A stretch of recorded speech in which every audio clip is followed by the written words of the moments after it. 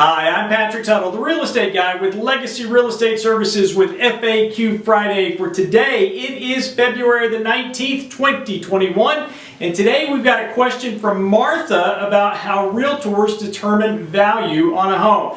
And Martha, we'll be right back with the answer.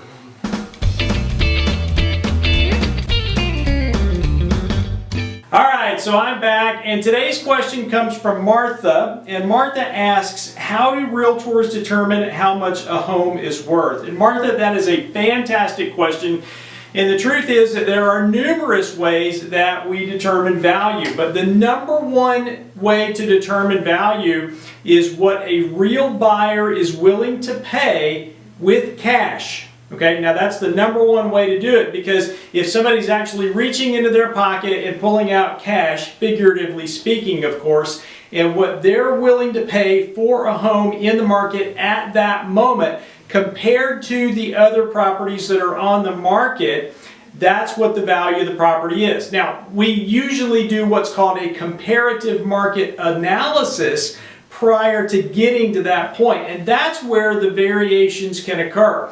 I use a program called Focus First, and it gives us a good range, and it shows us what homes have sold for and what the competition on the market is at a point in time, so that we can see what the competition is. And we use something called the principle of substitution to try to determine value.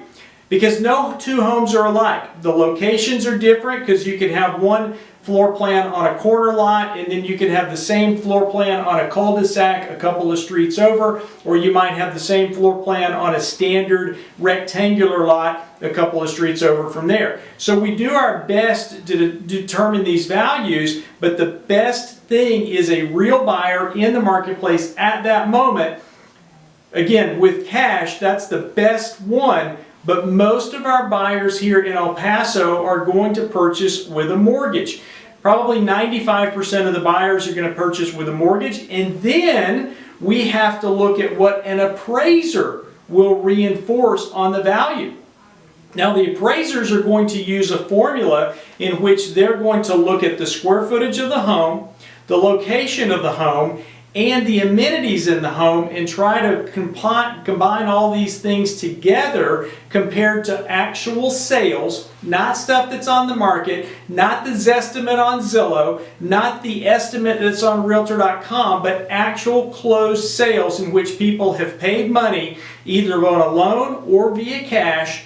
They're going to put things together in order to give what's called an appraised value.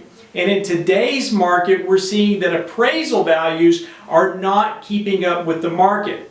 For example, in 2020, we had over a 10% increase in our values here in El Paso. It was a great year, but the appraisers, because they're using old data, they're not keeping up with the market.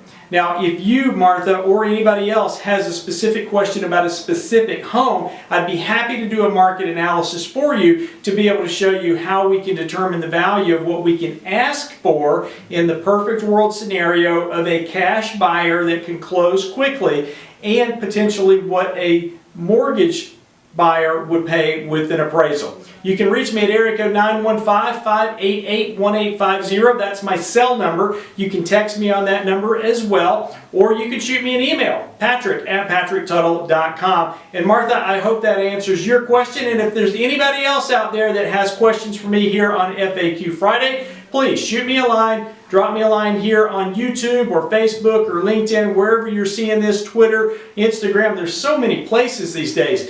Please communicate with me, and I'll be happy to serve you any way that I can. For now, thanks for watching. God bless you, and make it a great day. Bye-bye.